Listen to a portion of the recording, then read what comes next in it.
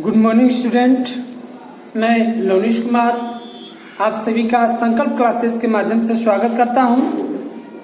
आइए हम रीजनिंग का एक पार्ट लेके आए हैं, पासा। समझेंगे पासा क्या होता है। पासा ऐसी त्रिविमीय आकृति, समझेंगे ऐसी त्रिविमीय आकृति जिसमें लंबाई, चौड़ाई और ऊंचाई तीनों मौजूद हो, ऐसे पासे को, ऐसी आकृति को हम पासा कहते हैं। किसी भी पासे में आपके 6 फलक होते हैं। फलकों की जो संख्या होती है, फलक, किसी भी पासे में हमारे 6 फलक होते हैं। 6 फलक होते हैं। किनारे कितने होते हैं? किनारे हमारे होते हैं 12 होते हैं।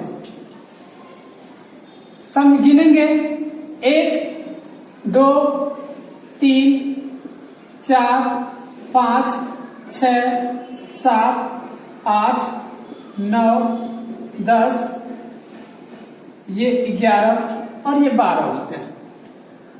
किसी भी पासे में 6 फलक होते हैं, जिसमें से आपके 3 दिखाई देते हैं।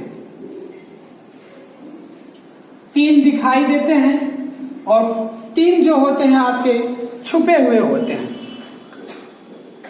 किसी भी पासे में कोने कितने होते हैं?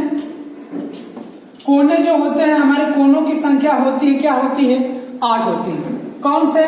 1 2 3 4 5 6 7 और ये 8। किसी भी पासे में हमारे कोने कितने होते हैं? 8 होते हैं। 1 2 3 4 5 6 7 और ये 8 कोने होते हैं। अब हम आते हैं कि हमारे पासा कितने प्रकार के होते हैं, समझते हैं। Types of dice. पासे हमारे होते हैं, 2 प्रकार के पासे होते हैं। पहला पासा मानक पासा। मानक पासा, इंग्लिश में इसे बोलते हैं स्टैंडर्ड, STAN, स्टैंडर्ड डाइस। दूसरा होता है हमारा, यह होता है सामान्य पासा या साधारण पासा। सामान्य पासा या इसे बोलते हैं साधारण पासा। इंग्लिश में बोलते हैं जनरल डाइस, सामान्य पासा। अब हम समझते हैं, पहला चैप्टर लेते हैं। पहला लेते हैं पासे में मानक पासा। मानक पासा क्या होता है समझेंगे। मानक पासा वह पासा होता है जिसमें निकटवर्ती अंकों का योग 7 9। समझेंगे ध्यान से।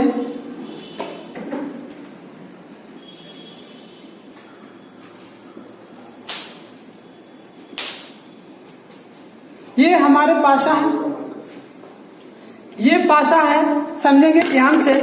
मानक पासा, फिर से समझेंगे। मानक पासा वह पासा होता है जिसमें निकटवर्ती अंकों का योग 7 9 हो, ऐसे पासे को बोलते हैं हम मानक पासा। या सिंपल सा हम लोग अपने भाषा में कह सकते हैं कि किसी भी 2 फलक को अगर जोड़ने के बाद, किसी भी 2 फलक को जोड़ने के बाद अगर 7 नहीं होता है, ऐसे पासे को बोलते हैं सामान्य पासा। या सिंपल सा कह सकते हैं कि जिसके 7 फेरे न हुए हों, सिंपल सा, जिसके 7 फेरे न हुए हों, ऐसे आदमी को क्या हम बोलते हैं? स्टैंडर्ड आदमी, स्टैंडर्ड मैन होता है। जिसके 7 फेरे नहीं होते हैं वह होता है आपका स्टैंडर्ड आदमी, और जिसके 7 फेरे हो जाते हैं वह होता है आपका जनरल मैन, या उसे कह सकते हैं क्या? साधारण पासा। फिर से समझेंगे, किसी भी 2 फलकों का योग अगर 7 न हो, ऐसे पासे को बोलते हैं मानक पाशा स्टैंडर्ड आदमी है वह, और जिसके साथ फेरे हो चुके हों वह आपका कैसा आदमी है, जनरल आदमी है। समझेंगे जैसे 3, 4 और 2। तो ये आपका जो पासा है सामान्य पासा है, और ये पासा जो है आपका कैसा पासा है, मानक पासा। मानक पासा वह पासा, एक बार फिर से समझेंगे, मानक पासा वह पासा होता है जिसके निकटवर्ती अंकों का योग 7 न हो, लेकिन विपरीत अंकों का योग क्या हो, 7 होता है।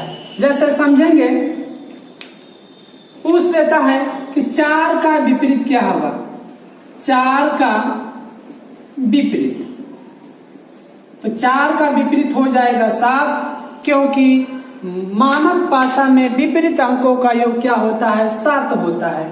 उसी तरह 5 का विपरीत हो जाएगा 2, और 2 का विपरीत हो जाएगा 5।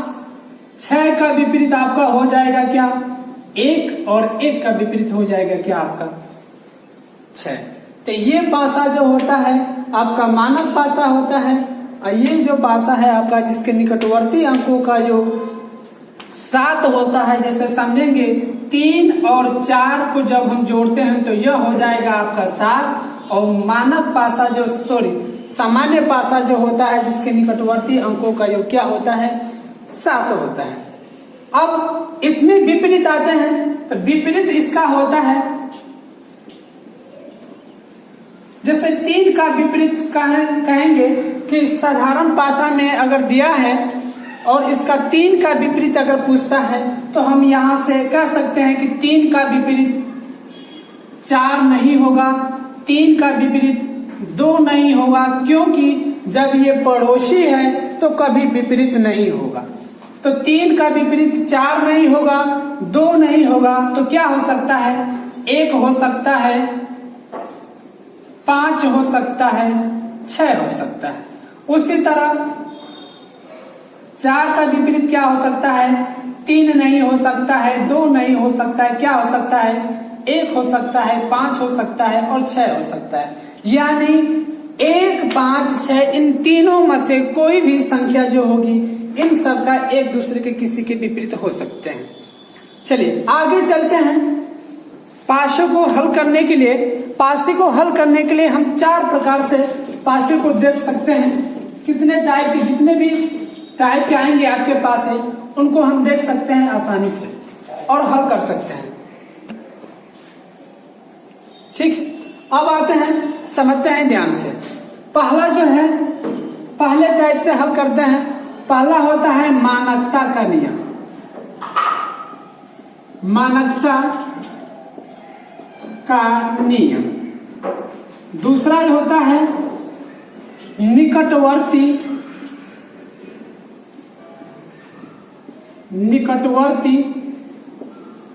अंक आकृति रंगों का नियम। तीसरा होता है 2 समान अंक आकृति रंगों का नियम।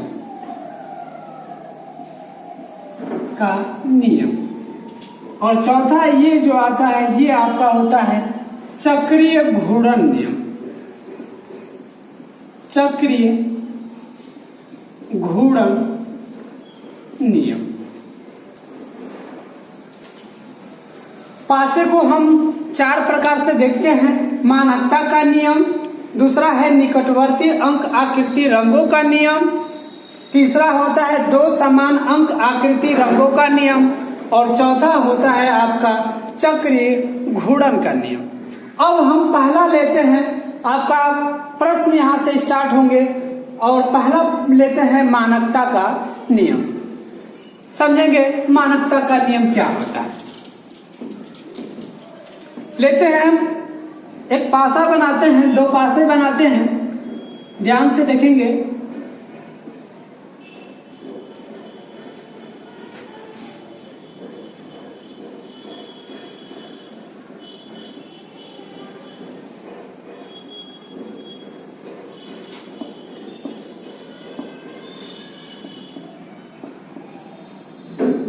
6।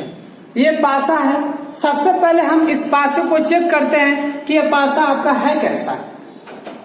किसी भी पास से निकटवर्ती अंकों को जब हम जोड़ते हैं तो यह जब किसी भी दो फलकों को जोड़ने पर अगर 7 नहीं होता है तो वह होता है आपका कैसा पासा, मानक पासा। और मानक पासा में आपको ये याद होना चाहिए, ये ज्ञात होना चाहिए कि मानक पासा के विपरीत अंकों का योग क्या होता है, 7 होता है। अतः 3 का विपरीत क्या हो जाएगा, 4, और 4 का विपरीत होगा 3। उसी तरह 6 का विपरीत 1, 1 का विपरीत 6। उसी तरह 2 का विपरीत हो जाएगा आपका 5, और 5 का विपरीत क्या हो जाएगा, 2। अगला लेते हैं हम एक और एग्जांपल लेते हैं, उसको समझेंगे।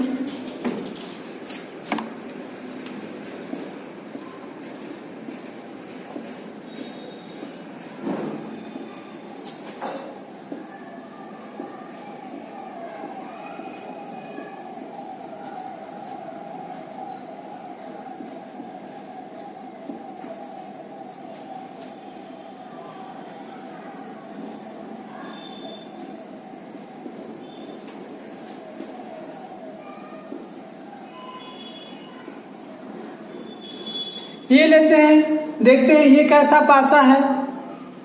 2 निकटवर्ती अंकों को जोड़ेंगे तो हमारा 7 नहीं होगा। 5 4 9, 4 1 5, 5 1 6, 6 2 8 हो रहा है, 3 2 5 हो रहा है। बस इतना, यानी ये कैसा पासा है आपका, किसी भी दो फलकों यानी 2 सतहों को अगर जोड़ने के बाद 7 न हो, ऐसे पासे को बोलते हैं मानक पासा या मानकता का नियम। और ऐसे पासे में विपरीत अंकों का योग क्या होता है, 7 होता है। अतः 1 का विपरीत हो जाएगा 6, 6 का विपरीत 1, 4 का विपरीत होगा 3, 3 का होगा 4, और 5 का विपरीत होगा 2, और 2 का विपरीत क्या होगा। ठीक है, तो आज के लिए इतना ही। कल मिलेंगे अगले चैप्टर, बाकी जितने भी जो 3-4 नियम हैं उनको अच्छे तरीके से पढ़ाएंगे। धन्यवाद।